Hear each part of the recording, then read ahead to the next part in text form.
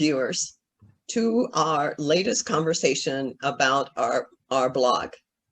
Our blog is focused on momentum. You have done a wonderful job to get yourself through the pandemic. Now it's time to take what you have for momentum and move it forward so that you can continue to get bigger, better, and back to success, or even better success than you had before the pandemic. Riza, what is your first question? Yes. So first question for Steve. Steve, what are the best way to reopen?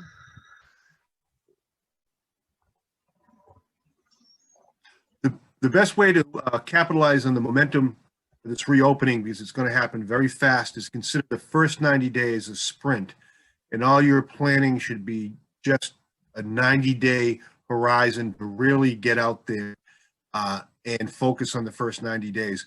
And primarily because it's going to be very different. Everybody says we're going back to normal. I don't think that's the case. I think it's going to be all very different, and you need to treat it as such with a really short-term 90-day sprint to capitalize on the momentum, because a lot is happening in the economy. So just don't look too far out in the future. Just get ready for the first 90 days and ride that momentum. Okay. So for the second question, Brenda, what type of initiative would pay off at this time? Well, the most important thing you can do is make sure that you understand where you are today. What is your market share? Where are your customers coming from? So that as you create new initiatives, they are, first of all, realistic. Secondly, are they achievable? And the most important thing to all of us in business, are they going to be profitable? If you can just use that simple criteria, I think you'll figure out which things need to have the most priority and which things can wait. Okay. So Steve, this is the question. How do we display appreciation to keep our customer at this time? That's a great question. In this reopening, the key thing is to be very, very customer-centric.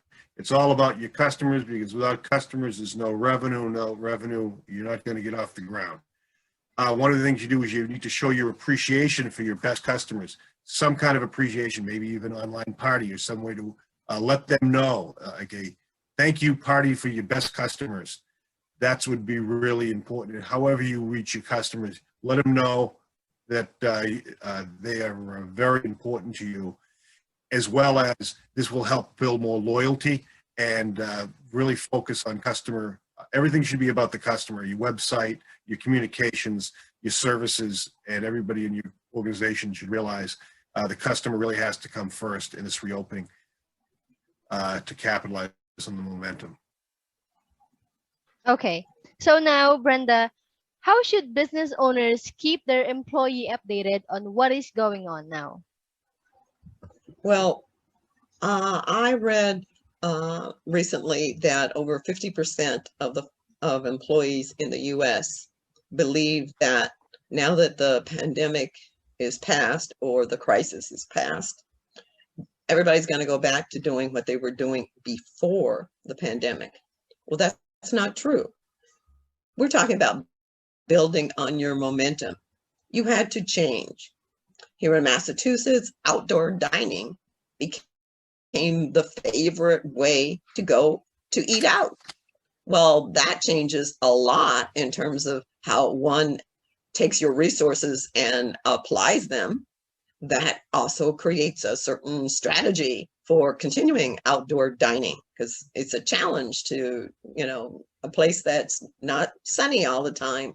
Outdoor dining has its challenges, but making sure that whatever initiatives you're doing, whatever your message is, that it's available to your employees, that they can read in detail what you have planned, that you're having regular conversations about what's going on, what you're thinking, making, and also give them the opportunity to give you feedback, to tell you that they think you've lost your mind.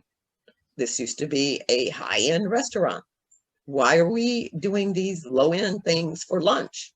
Help people understand that we are building on what we put together during the pandemic.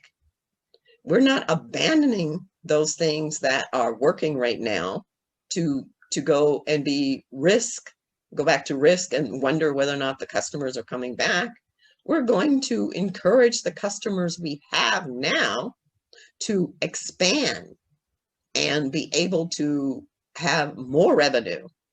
And maybe you'll never be what you were before the pandemic, but at least you'll be profitable. You'll have a strategy that is producing results, and you'll be more competitive than maybe you ever were. This is an opportunity to kind of bring your employees into the circle, make sure they understand what's going on, and they are feeling appreciated. Just as much as you are appreciating your customers, remember, many of those employees made sacrifices to continue with you, to be there for you, and you've got to show your appreciation in some way. And the easiest is to talk to them, to let them know you appreciate them.